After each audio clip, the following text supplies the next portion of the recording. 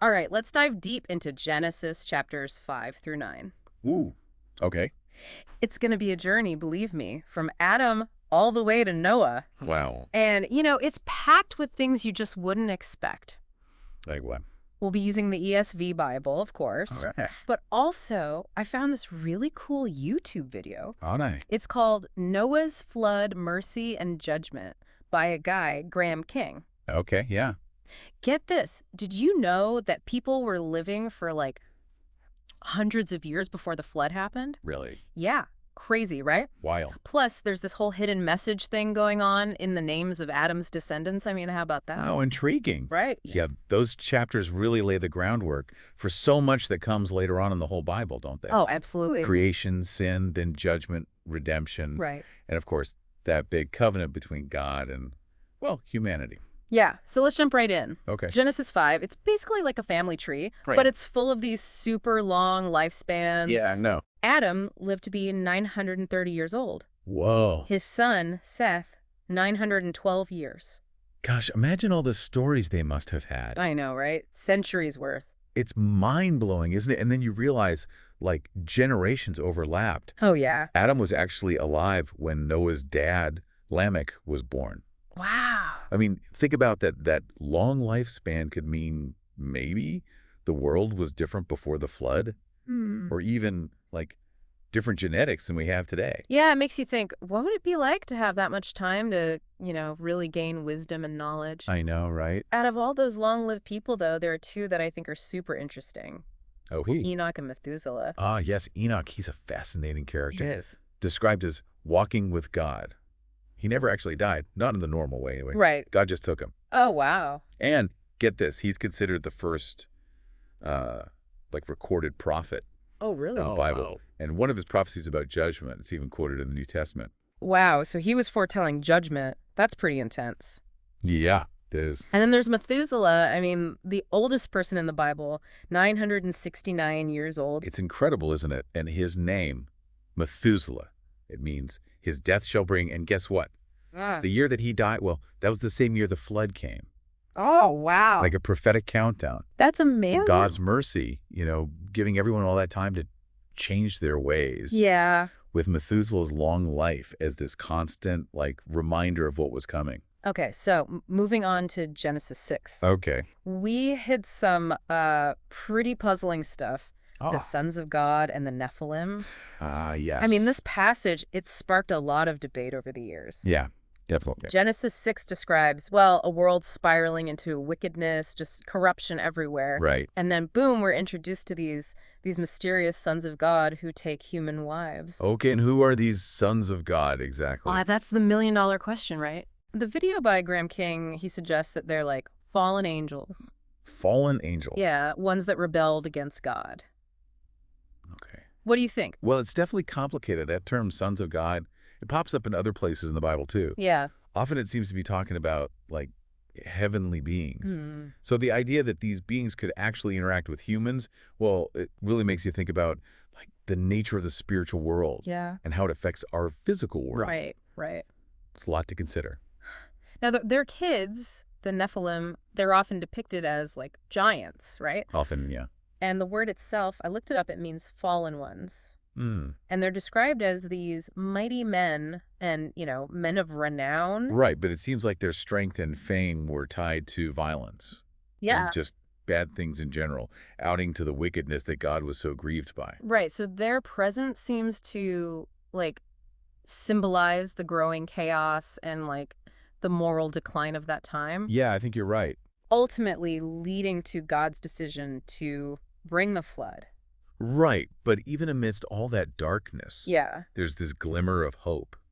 Noah. Yes, Noah. He's described as a righteous man, blameless in his generation. It's a powerful statement, isn't it? Especially considering how lost everyone else was. Yeah, exactly. He's like a beacon of light in a world that had totally lost its way. You know, what's interesting about Noah, though, What?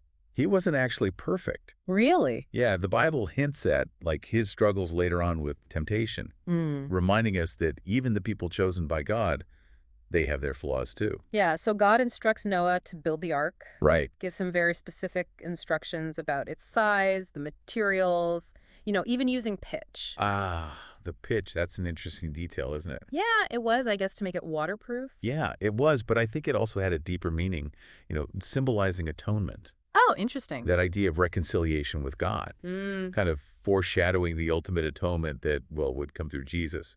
Wow, I never thought about it that way. Yeah, it's pretty cool. The logistics of building this huge thing Oh my gosh, and yeah, and then gathering all those animals, it must have been just mind-boggling. absolutely. But Graham King, in his video, he points out that the Bible talks about gathering kinds, not every single species, which makes it, maybe a little less overwhelming. Yeah, it seems like Noah's task was more about preserving representatives of like broader animal groups. Okay, so the ark's built, Right. the animals are gathered, All aboard. and then, well, the floodgates open. Oh, yeah. Genesis 7 describes this deluge, in vivid detail. It does, doesn't it? It's like 40 days and nights of rain nonstop, Intense. the fountains of the deep bursting forth, and then these rising waters, they cover even the mountains. It's hard to even imagine. I know, it's a lot. This whole event, it raises a lot of questions, especially about whether it was, local or global. That's a big debate. Yeah, the language used in Genesis, it describes the waters as covering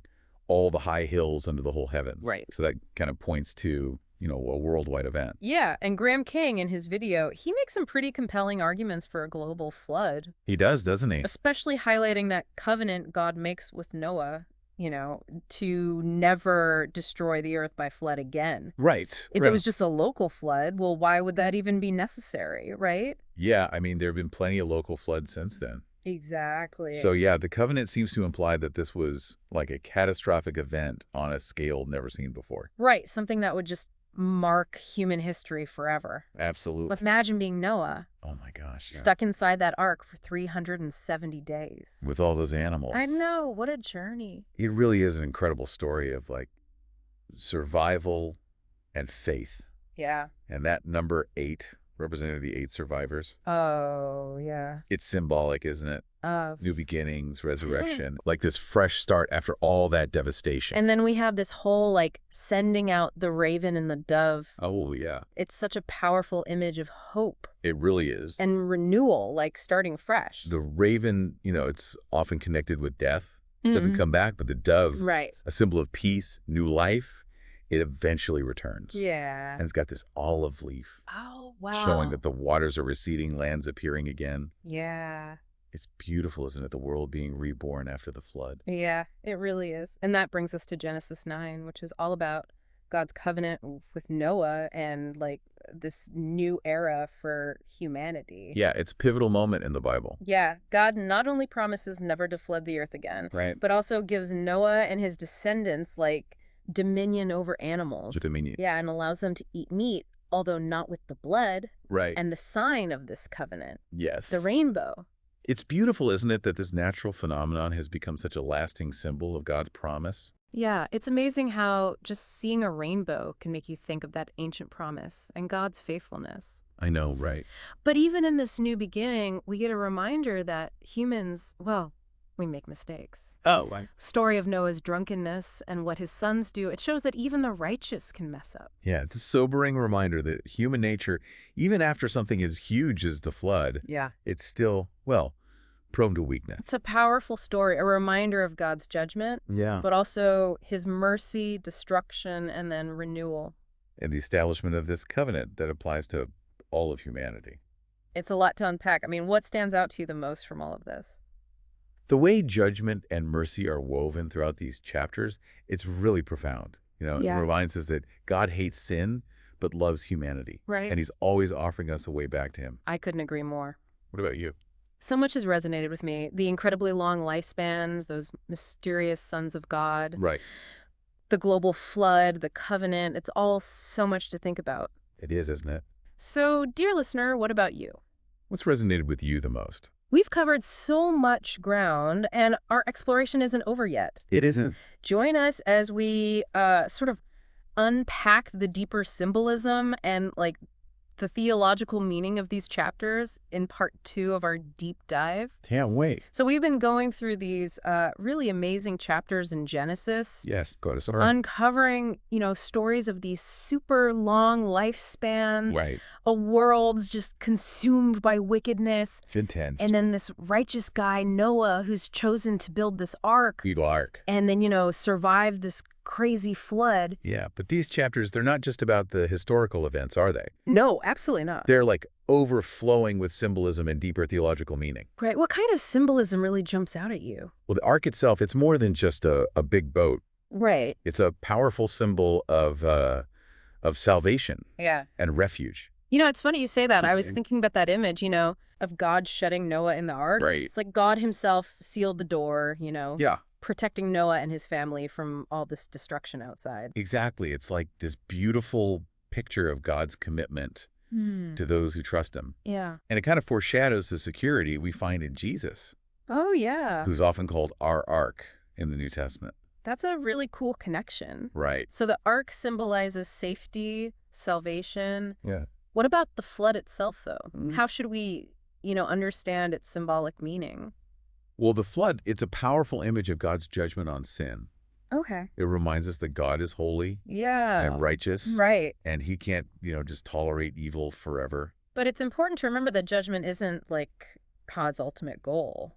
You're exactly right. It's always about redemption Yeah. and restoration. So the floodwaters, eventually they recede, right? Yeah. Making way for this fresh start. Exactly. And that's where the symbolism of the number 8 comes in again. Oh, yeah, the 8 survivors. Right. 8 often symbolizes like new beginnings, resurrection. Right, right. Even after judgment, God is working to bring about renewal and restoration.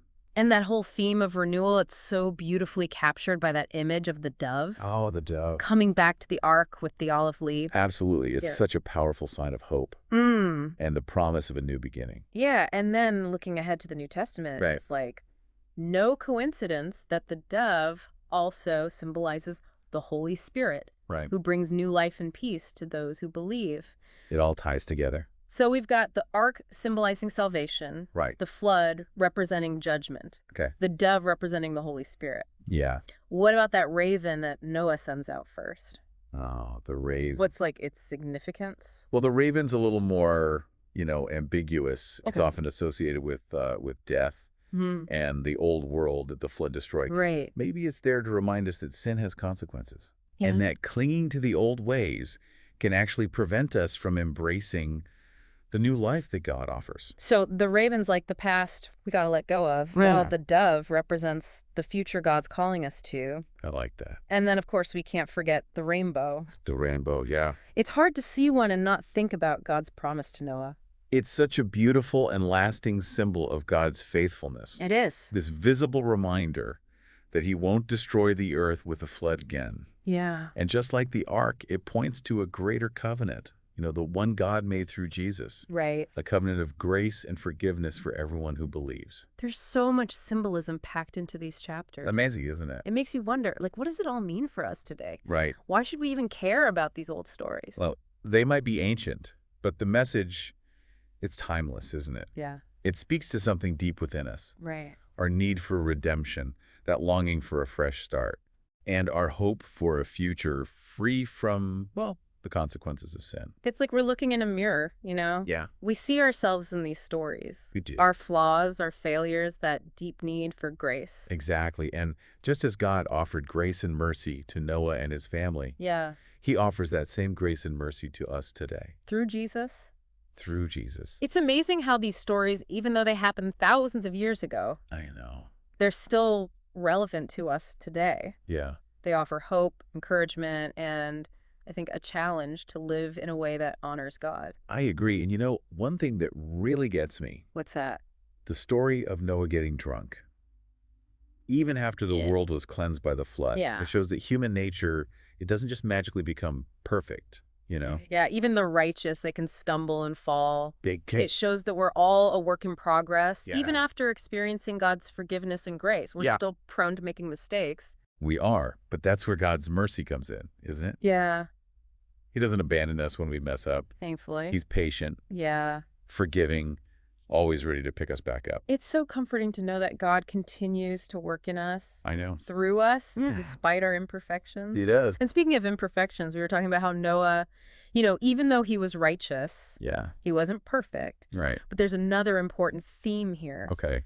Obedience. Ah, yes. Noah followed God's instructions. He did. Even when that plan must seemed, well, completely illogical. It's true. Obedience isn't just about, like, blindly following rules. Right. It's about aligning our will with God's will, Yeah. trusting that he knows what's best for us. Even when we don't understand. This is when we don't understand. Earlier we were talking about Methuselah's name, that hidden meaning, Right. that prophetic countdown to the flood. Yeah. It makes you wonder, doesn't it? It does. It makes you wonder, like, what other hidden messages or prophecies are woven into the Bible just waiting to be discovered? That is a thought-provoking question. It is. But maybe the most important discovery we can make Yeah. isn't a hidden prophecy at all, Hmm. but like a personal revelation of God's love and grace in our own lives. That's beautifully said. Thank you. This deep dive into Genesis 5:9. Yeah. It's been full of, I think, incredible insight. Okay. But we're not done yet. We're not. Join us as we wrap up this exploration Okay. with some final thoughts and a question for you to ponder. Well, we've been on quite a journey through Genesis 5 to 9. We have. Haven't we? It's been fascinating. Encountering like stories of these insanely long lifespans. I know. It's hard to wrap your head around, isn't it? It is. Living for hundreds of years. The world just drowning in wickedness. And then Noah, this righteous man in the midst of it all. Right. Chosen to navigate this world-altering flood. Quite a responsibility. We've unpacked genealogies, wrestled with the mystery of the Nephilim. The Nephilim. They're a tough one to crack. They are. Delved into the symbolism of the ark. The ark, the flood, the rainbow. So much to think about. Yeah. As we bring this deep dive to a close, what really sticks with you? I think for me, it's how relevant these stories still are. Yeah. They might be ancient, but they talk about these universal truths, about being human, Right. our capacity for good and evil, that need for redemption, wanting a fresh start. I think it's amazing how these stories, even though they happened thousands of years ago, they still resonate with us today. Absolutely. We see ourselves in Noah's struggles. We do, don't we? His obedience, Yeah. even his imperfections. It's a good reminder that we're all works in progress. Absolutely. Capable of great faith. Yeah. But also sometimes, susceptible to messing up. And the story of Noah getting drunk, Oh, even after everything he went through, after God saved him, right. it just really drives that point home, doesn't it? It does. Human nature, it doesn't just magically transform. No, even after those big encounters with God's grace. Right. We still have temptations. We still make mistakes. Yeah. God doesn't give up on us. He doesn't. And that's the beautiful part. Yeah. His mercy, it covers even our failures. It does. And it reminds me of that covenant God made with Noah, Right. promising to never again destroy the world with a flood. That rainbow, it's a symbol of God's faithfulness, isn't it? It is. It's like a reminder that God's love for us endures. Yeah. Even when we're, broken. Even when we're broken. What I find really powerful is that theme of obedience, Obedience. Noah trusted God's instructions. Yeah. Even when building an ark, I mean, come on. It seemed crazy. Must have seemed completely ridiculous at the time. It makes you think about what it really means to align ourselves with God's will, to trust his plan. Even when it doesn't make sense. Even when we don't get it. Right. And we started this deep dive, kind of captivated by that hidden meaning in Methuselah's name. Oh, yeah, that prophetic countdown. It got us thinking about, what other hidden messages Right, or prophecies. that are tucked away in the Bible, just waiting to be, discovered. It's an exciting thought, isn't it? It is. So as we wrap up this exploration, what Right. final thought would you leave our listener with? Well, the Bible, it's like this incredibly rich tapestry, Okay. woven with history, poetry, prophecy, these profound spiritual truths. I like that. And while finding hidden messages can be, really fascinating, It is. the most, transformative discovery Yeah. is that personal encounter with God's love and grace. In our own lives. It's a journey worth taking, Yeah. A deep dive into the heart of God that doesn't end when this episode is over. Beautifully said. Thank you. This deep dive into Genesis 5:9. Wow, it's been a journey. It has. Full of intrigue, I think, profound insights, maybe even a few aha moments along the way. I hope so. We hope this deep dive has sparked your curiosity Yeah, get you thinking? and maybe even, left you wanting to explore the scriptures even more. Absolutely. Discover all those treasures that are waiting to be found. They're there. Thanks for joining us, and until next time, happy exploring.